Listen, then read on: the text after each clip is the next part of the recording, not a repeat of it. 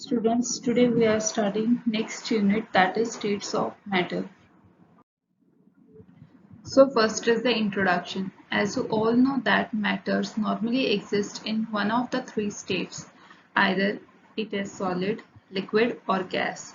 And the factors which determine the state in which matter exists, these factors are: first is the intensity of intermolecular forces.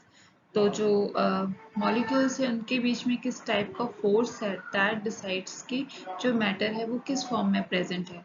Like if we talk कि अगर intermolecular force जो बहुत ही ज़्यादा strong है, then we can say that it is in solid form। और अगर उससे थोड़ा कम होगा तो that shows it is in liquid form। और अगर इंटरमोलिकुलर फोर्सेस बहुत ही ज़्यादा कम हो, freely movable molecules, so that means it is in gas state। Next factor जो है that is the temperature। Temperature also determines the state of a matter। let us suppose कि अगर आपके पास कोई matter है and temperature is very low, तो वो matter जो है it will exist in solid form। and if the temperature increases then that solid converts into the liquid। और अगर temperature बहुत ही ज़्यादा हो तो that means वो क्या करेगा, मॉलिक्यूल्स को एक काइनेटिक एनर्जी प्रोवाइड करेगा, जिसकी वजह से क्या होगा कि जो मैटर है it will go into the gaseous state. Next factor जो है दैट इज द प्रेशर। तो प्रेशर कैसे डिटरमाइन करेगा? अगर प्रेशर आप बहुत ज़्यादा, आपके पास एक कंटेनर है उसमें कोई भी मैटर प्रेजेंट है, उस पर आप प्रेशर अप्लाई कर रहे हो, तो अगर प्रेशर आप बहुत ज़्यादा अप्लाई करोगे तो वो मैटर जो है उनके बीच में जो इंटरमोलिकुलर फोर्सेस है वो ज़्यादा होंगे, वो कम्पैक्ट होंगे and it will gain a solid form. Then अगर आप प्रेशर थोड़ा बहुत कम करते हो तो अगेन जो interaction है between the molecule it will decrease and it will change into the liquid state। और अगर प्रेशर बहुत ही कम है तो अगेन जो molecules है वो free to move है, तो that shows कि it is in gaseous state। so all these factors decides कि एक matter जो है वो किस form में exist कर सकता है। Now the heading is changes in state of matter। तो बेस्ड ऑन जो भी आपने इंट्रोडक्शन पढ़ी, तो इसके बेसिस पे हम कह सकते हैं कि टेम्परेचर और प्रेशर जो है these are the factors on the basis of which a matter exist in a particular state. तो अगर हम टेम्परेचर या प्रेशर में थोड़ी बहुत कुछ भी ऑल्ट्रेशन करते हैं तो उस ऑल्ट्रेशन से क्या होगा, further a matter changes its state. और ये जो चेंज होता है एक मैटर का one state to other state, तो ये इसको हम क्या कहते हैं, inter conversion of states of matter. तो अब ये चेंजेस कौन कौन सी है, यहाँ डायग्राम में भी आप देख सकते हैं इसको। फर्स्ट जो है दैट इज द मेल्टिंग। तो मेल्टिंग में क्या होगा, जो आपका सॉलिड फॉर्म है that will convert into the liquid and the temperature at which this melting process occurs that is known as melting point of that solid। जैसे कि इसमें हम सिंपल एग्जांपल लेते हैं आइस का। तो एट नॉर्मल एटमॉस्फेरिक प्रेशर जो ice है वो 0 डिग्री सेल्सियस पे कन्वर्ट होती है लिक्विड फॉर्म में, तो that 0 degree Celsius is the melting point of the ice. Next जो है that is boiling and evaporation. Again ये भी आप ऑलरेडी पढ़ चुके हैं पहले भी। जो बॉइलिंग है दैट इज shows की conversion of liquid into the gas. और नॉर्मल एटमॉस्फेरिक प्रेशर पे जिस टेम्परेचर पे एक लिक्विड गैस फॉर्म में कन्वर्ट होगा that will be known as the boiling point of that liquid. तो इसमें भी जो हम एग्जाम्पल लेते हैं that is of water. Water जो है 100 डिग्री सेल्सियस पे इवेपोरेट होता है, गैसेस फेज में कन्वर्ट होता है, so that is it's boiling point. Then next is the condensation. Condensation में क्या होगा कि जो आपका गैस फॉर्म है it will convert into the liquid form, तो that is known as condensation process. इसमें जो सिंपल एग्जाम्पल है, जो स्टीम है, जो वेपर्स है, कूल होने के बाद वो लिक्विड फॉर्म में कन्वर्ट होंगे, that is the condensation. Next is freezing और सॉलिडिफिकेशन। तो फ्रीजिंग और सॉलिडिफिकेशन प्रोसेस में क्या होगा, जो लिक्विड है वो किस में कन्वर्ट होगा, सॉलिड फॉर्म में कन्वर्ट होगा। तो अगेन जिस टेम्परेचर पे एट नॉर्मल एटमॉस्फेरिक प्रेशर पे लिक्विड सॉलिड में कन्वर्ट होगा, it will be known as the freezing point of that liquid. इसमें भी हम जो एग्जांपल लेंगे वो हम वाटर का लेंगे। तो वाटर जो है 0 डिग्री सेल्सियस पे ही किस में कन्वर्ट होता है, आइस फॉर्म में कन्वर्ट होगा at normal atmospheric pressure. And then last is the sublimation. Sublimation जो है, sublimation is direct conversion of solid into gas form. तो उसको हम क्या कहेंगे, सब्लिमेशन। और इसका जो रिवर्स है कि अगर गैस आपका सॉलिड फॉर्म में डायरेक्टली कन्वर्ट हो रहा है तो उसको हम क्या कहते हैं, deposition. So these are the various changes in the state of matter. Now the sublimation. In this we will further explain the sublimation sublimation process. The sublimation is the process in which state of matter changes directly from solid to vapor without passing through the liquid state. तो sublimation में क्या होगा, जो matter है वो solid से directly gas form में convert होगा। सॉलिड का कोई भी कन्वर्जन नहीं होगा लिक्विड में, directly convert into the gas form, और उसको हम सब्लिमेशन कहेंगे। तो इस सब्लिमेशन प्रोसेस को हम फर्दर एक्सप्लेन कर सकते हैं on the basis of phase diagram. So here is the phase diagram, जिसमें कि हमने क्या किया है, डिफरेंट डिफरेंट वैल्यूज ली है प्रेशर की on the Y axis and different values of temperature on the X axis. तो इसमें जब हमने ये वैल्यूज पुट करी तो यहाँ पे हमें 3 कर्व्स मिले। अब ये 3 कर्व कौन कौन से है, first is A C, then A D and then A B. ठीक है, अब इसमें से जो ए सी है वो क्या रिप्रेजेंट करता है, it represents the sublimation curve. तो सब्लिमेशन कर्व क्या कहेगा यहाँ पे कि पर्टिकुलर टेम्परेचर और पर्टिकुलर प्रेशर की वैल्यू पे क्या होगा, जो एक मैटर है it will be in an equilibrium state, means कि वो सॉलिड में भी होगा और गैस फॉर्म में भी प्रेजेंट होगा through out this curve. Let us हम सपोज कि हम एक पॉइंट की यहाँ पे बात करेंगे, दैट इज दिस पॉइंट। तो ये पॉइंट पे अगर हम इसके बिल्कुल कॉरेस्पॉन्डिंग रीडिंग ले टेम्परेचर की, इट इज दिस। ठीक है, ये टेम्परेचर की वैल्यू और बिल्कुल इसके कॉरेस्पॉन्डेंस अगर हम प्रेशर की वैल्यू ले, that means this value of pressure. तो इस पर्टिकुलर वैल्यू ऑफ प्रेशर पे and this particular value of temperature पे क्या होगा, एक मैटर जो है वो सॉलिड फॉर्म में भी कन्वर्ट होगा और गैस फॉर्म में होगा। और अगर हम सपोज सेकेंड पॉइंट की बात करें, एट दिस अगेन यहाँ पे क्या होगा, at this temperature value and at this pressure value, जो अगेन मैटर है वो किसमें होगा, सॉलिड एंड गैस फॉर्म में। ठीक है, तो इन केस अगर हम क्या करेंगे कि सपोज प्रेशर आपने सेम रखा, like this was the pressure, और आपने टेम्परेचर को चेंज किया, टेम्परेचर आपने इंक्रीज किया। तो लेट अस सपोज कि टेम्परेचर की वैल्यू ये थी।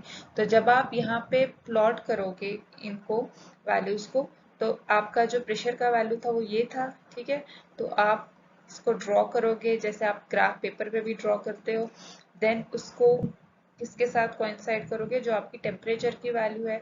तो जो आपका पॉइंट ऑफ कोइंसिडेंस है यहाँ पे वो किस रीजन में आ रहा है, it is in gas state. तो दैट मीन्स कि जो मैटर है वो किस स्टेट में प्रेजेंट है, गैस स्टेट में। तो इसी तरह से अगर आपकी वैल्यू इस रीजन में आएगा, that shows it is in gas state. अगर वो इस रीजन में फॉल करती है वैल्यू, तो that shows it is in solid state. अब इसी तरह से हमारे पास नेक्स्ट कर्व है, that is A D. A D जो है वो क्या रिप्रेजेंट करता है, melting point curve of solid. तो दैट मीन्स कि इस कर्व पे जो भी वैल्यूज आएंगी, मीन्स कि सपोज अगर हम अगेन इस पॉइंट की बात करेंगे, तो दैट मीन्स कि इस पर्टिकुलर टेम्परेचर की वैल्यू पे और बिल्कुल इसके कॉरेस्पॉन्डेंस जो प्रेशर की वैल्यू होगी, इसमें क्या होगा, सॉलिड और लिक्विड जो है that will be in the equilibrium. तो इसी तरह से अलग अलग वैल्यूज है टेम्परेचर और प्रेशर की, जिन पे क्या होगा, सॉलिड और लिक्विड इक्विलिब्रियम में होगा थ्रू आउट दिस कर्व। और इन केस अगर वेरिएशन है प्रेशर में या टेम्परेचर में, और उसके बेसिस पे अगर अल्टीमेटली आपका जो पॉइंट है, पॉइंट ऑफ कोइंसिडेंस, वो इस रीजन में आ रहा है, तो that shows that matter is in liquid form.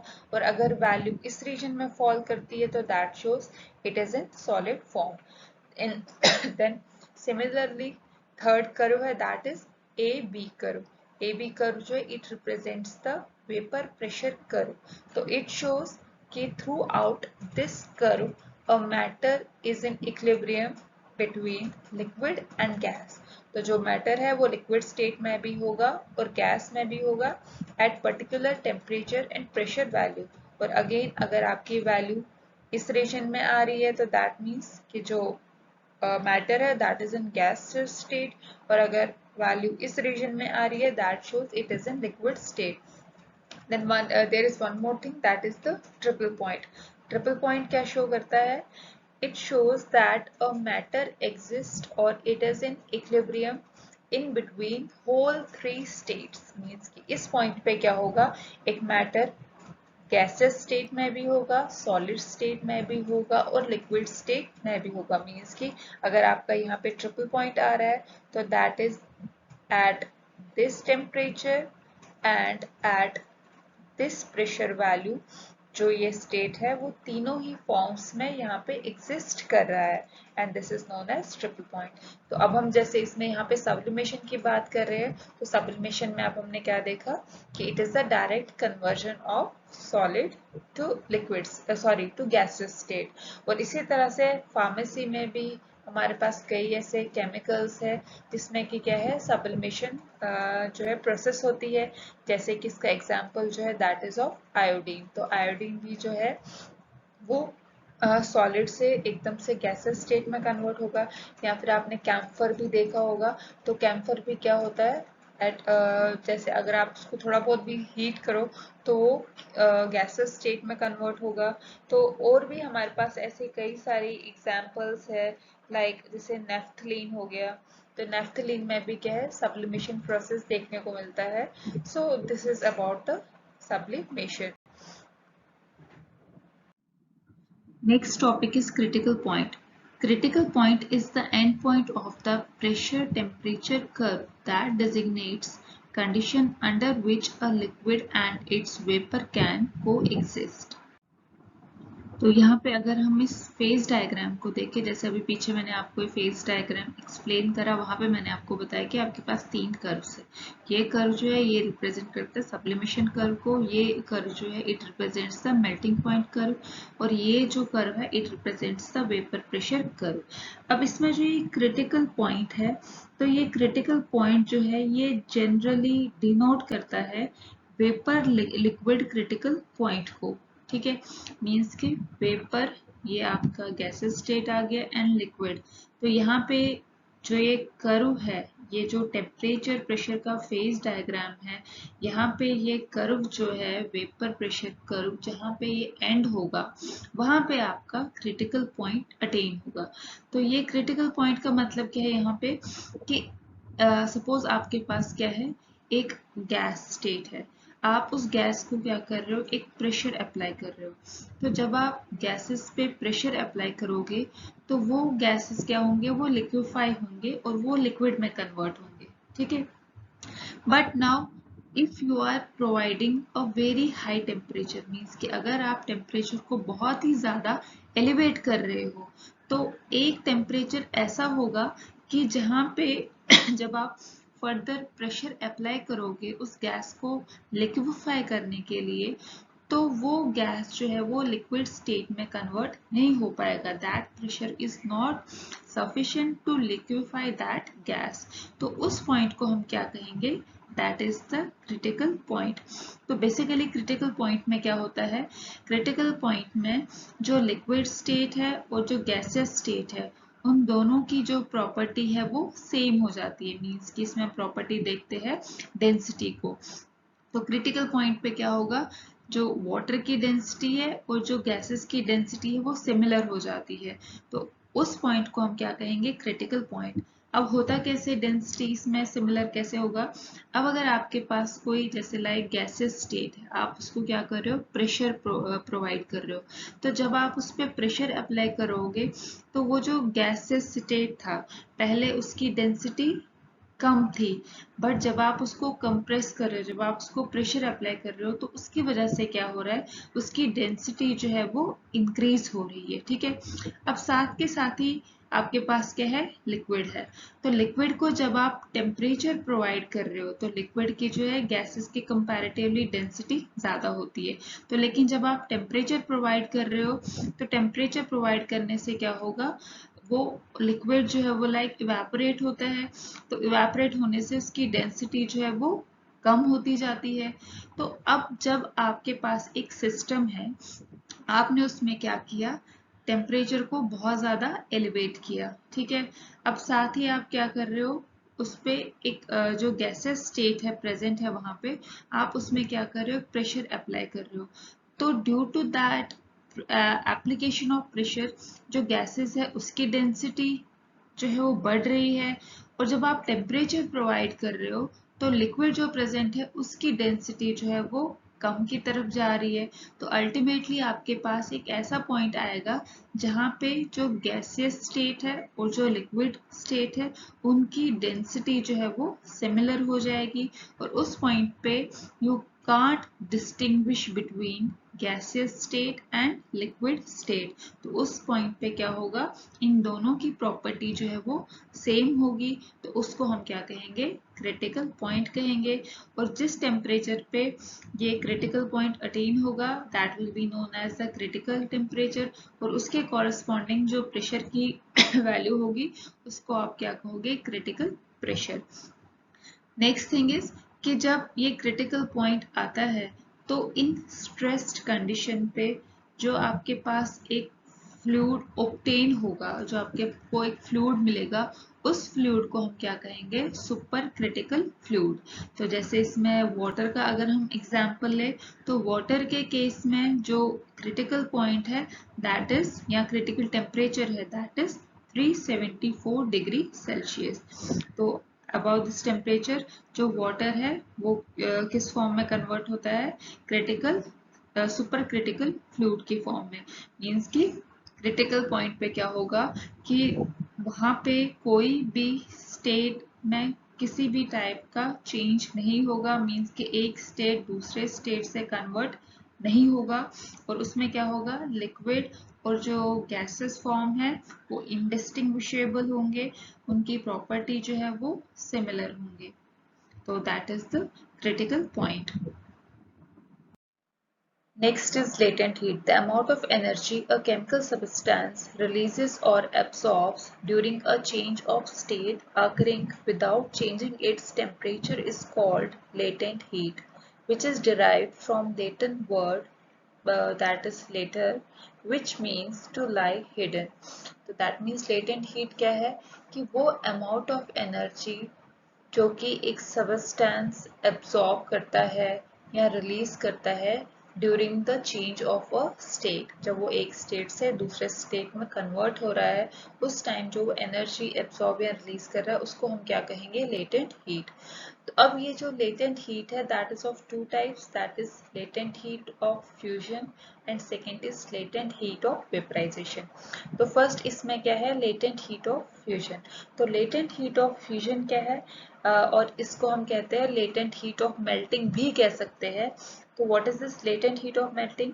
It is the heat that should be provided to a unit mass of substance to convert it from solid to the liquid form. Means कि जब एक solid liquid form में convert हो रहा है एक substance, तो कितना अमाउंट ऑफ हीट या कितना अमाउंट ऑफ एनर्जी वो कंज्यूम कर रहा है that is known as the latent heat of fusion. तो जैसे अगर आप इस यहाँ पे जो ग्राफ है इसमें भी यहाँ देख सकते हो कि फर्स्ट यहाँ पे here it is denoted the this latent heat of fusion. तो यहाँ पे इनिशियली आपके पास क्या है, एक सॉलिड स्टेट है, आप क्या कर रहे हो, इसको टेम्परेचर प्रोवाइड कर रहे हो, ठीक है। इस पॉइंट तक क्या है, ये जो फॉर्म है, ये जो मैटर है, it is in the form of solid. अब उसके बाद क्या हो रहा है कि ये सॉलिड जो है ये कन्वर्ट हो रहा है किसमें, लिक्विड स्टेट में। But at this point the temperature is constant, जो टेम्परेचर है वो चेंज नहीं हो रहा है। बट इस पॉइंट पे क्या हो रहा है कि ये सॉलिड जो है सबस्टेंस, ये कुछ अमाउंट ऑफ एनर्जी, कुछ अमाउंट ऑफ हीट जो है उसको एब्सॉर्ब कर रहा है, जो कि कहाँ यूज हो रही है, in the change of the state. तो इसको हम क्या कहेंगे, लेटेंट हीट ऑफ फ्यूजन। तो जैसे यहाँ पे हम जो एग्जांपल लेंगे दैट इज ऑफ आइस। तो आइस को अगर आप 0 डिग्री सेल्सियस पे रखो तो टेम्परेचर मीन्स कांस्टेंट है, टेम्परेचर कांस्टेंट है, 0 डिग्री सेल्सियस है, बट एट दैट टेम्परेचर वो क्या कर रहा है, कुछ एनर्जी कंज्यूम कर रहा है ताकि वो सॉलिड जो है वो लिक्विड में कन्वर्ट हो जाए। और इसके केस में जो आइस है उसके केस में जो लेटेंट हीट देखा गया वो देखा गया कितना होगा, 3.34 इंटू 10⁻⁵ जूल्स पर केजी। ठीक है, तो वो हमारा किस केस में आता है, जब सॉलिड लिक्विड में कन्वर्ट हो रहा है, जब हम आइस की बात करते हैं। आफ्टर दैट अब ये लिक्विड में कन्वर्ट हो गया, देन जब हम टेम्परेचर और इंक्रीज करेंगे तो यहाँ पे क्या आप देख सकते हैं कि ये मैटर जो अभी तक लिक्विड फॉर्म में ही है, बट जब ये इस टेम्परेचर पे आया तो यहाँ पे क्या हुआ, लिक्विड जो है that converted into the gas. तो ये टेम्परेचर जो है थ्रू आउट दिस कर्व वो कांस्टेंट रहा। तो दिस शोज, अगर हम वाटर के केस में एग्जांपल ले तो वाटर को अगर आप जैसे 100 डिग्री सेल्सियस टेम्परेचर प्रोवाइड करते हो तो at that 100 degree Celsius liquid converts into vapours, gas में कन्वर्ट हो रहा है। बट अगर आप उसको कई देर तक उसी 100 डिग्री सेल्सियस पे ही रखो, वो टेम्परेचर उसका कांस्टेंट रखो, बट स्टिल आप देखोगे कि वहां पे जो स्टेट है वो चेंज हो रहा है from liquid to gases form. तो that means during that process, during that interconversion वहां पे कुछ एनर्जी जो है वो कंज्यूम हो रही है। तो that energy and that heat which is absorbed at this point is known as latent heat of vaporization। and in case of water जो latent heat of vaporization की value देखी गई, it was 2.25 into 10⁻⁶ joules per kg। so that is known as the latent heat of vaporization। so this is latent heat।